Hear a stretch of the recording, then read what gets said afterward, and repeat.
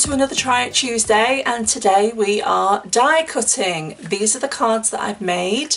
The colourways have been dictated by the baker's twine. I didn't know what colours to use, so I just looked at my embellishments and I had the Bermuda Bay, the Old Olive, the Crushed Curry, and the next one is this lovely cherry cobbler. So those are the colours, that's what we're going to use. The die sets that we're going to use, we're featuring a new one, Beautiful Branches Thinlits. This comes out on the 2nd of August, can be purchased in a bundle along with the Thoughtful Branches stamp set, but today we are purely die cutting.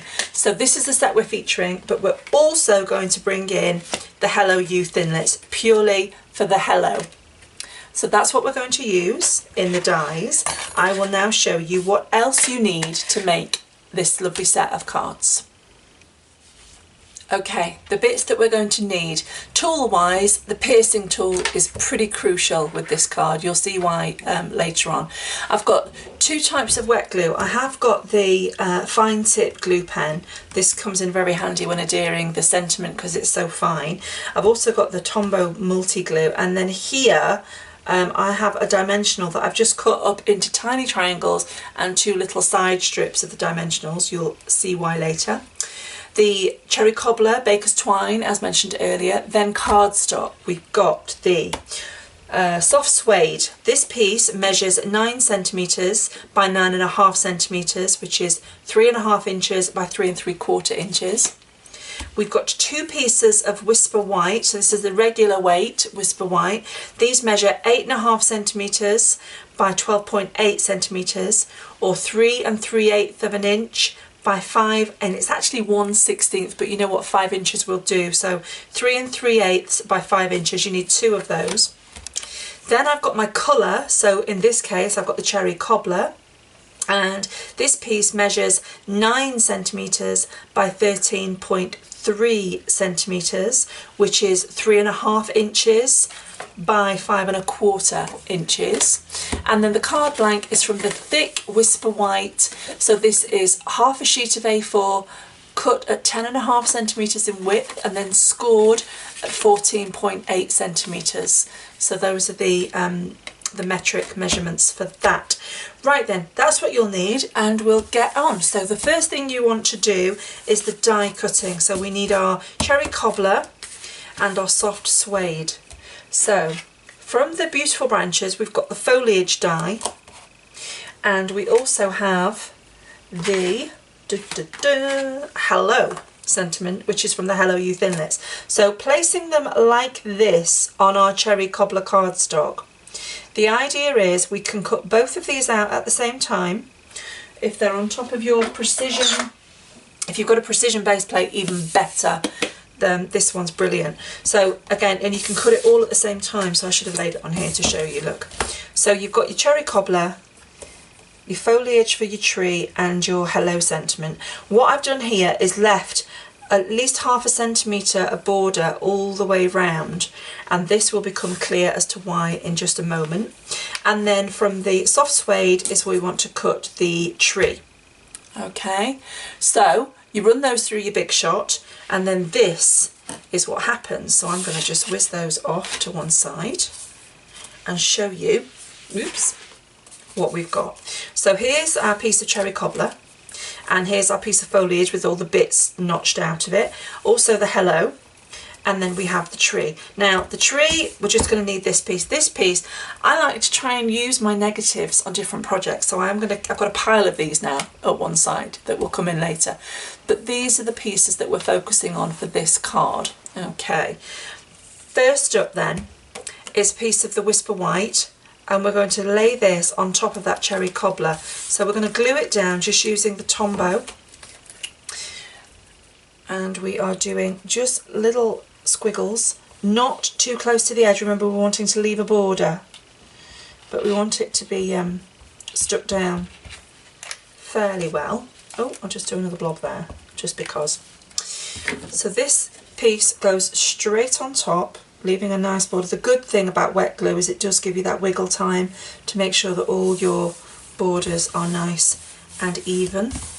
And then this goes straight on top of the front of your tent fold. This is A6 card blank. So again, I'm using the Tombow on this and just along all the edges and plop that down. Again, I tend to line up, or eyeball should I say, top and bottom margin. Then I get my left and then nudge it to make sure that my right is equal, and then flatten it with my hand. So there you go. So that's all nicely stuck. Right then, so there's the card blank. We've got our sentiment here and we've got the tree. Probably the hardest part of this card is getting the lovely little delicate bow with the baker's twine. Easiest way to do this, I found, is to loop the baker's twine around your fingers first and pull through, so you've got the starting point. Okay, then I pop my trunk into that and then pull it nice and tight.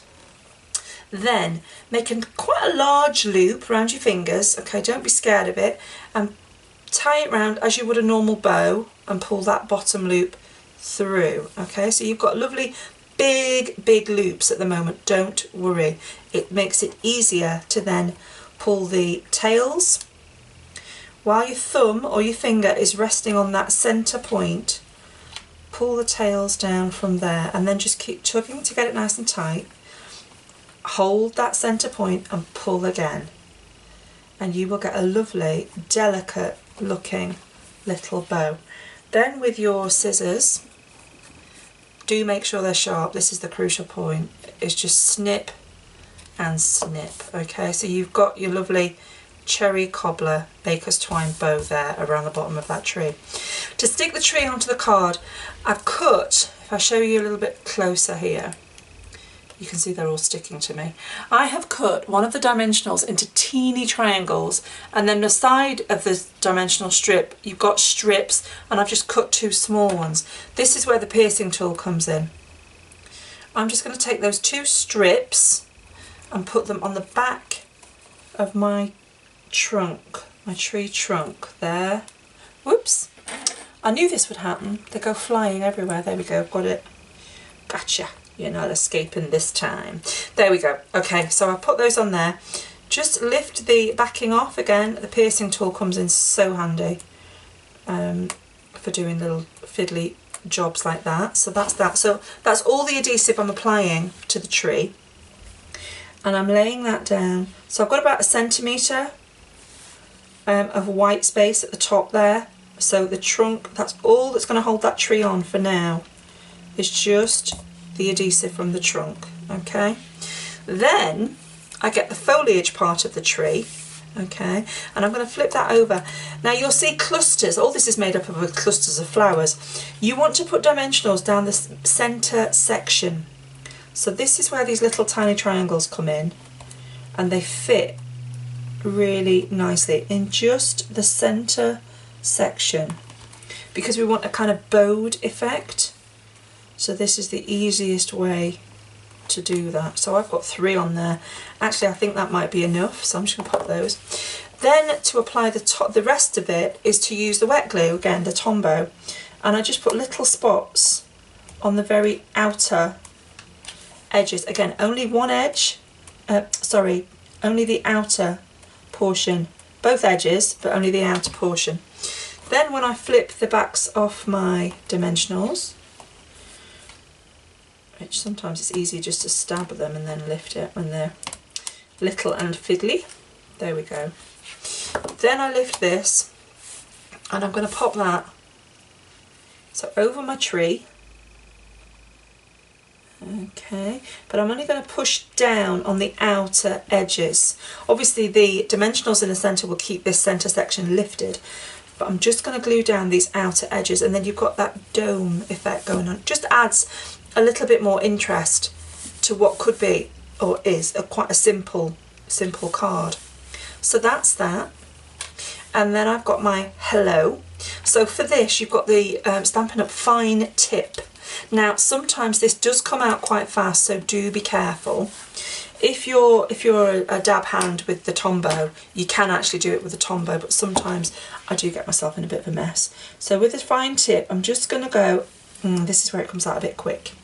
I've just got a piece of tissue roll to one side. I'm just going to wipe that nozzle clean and try that again.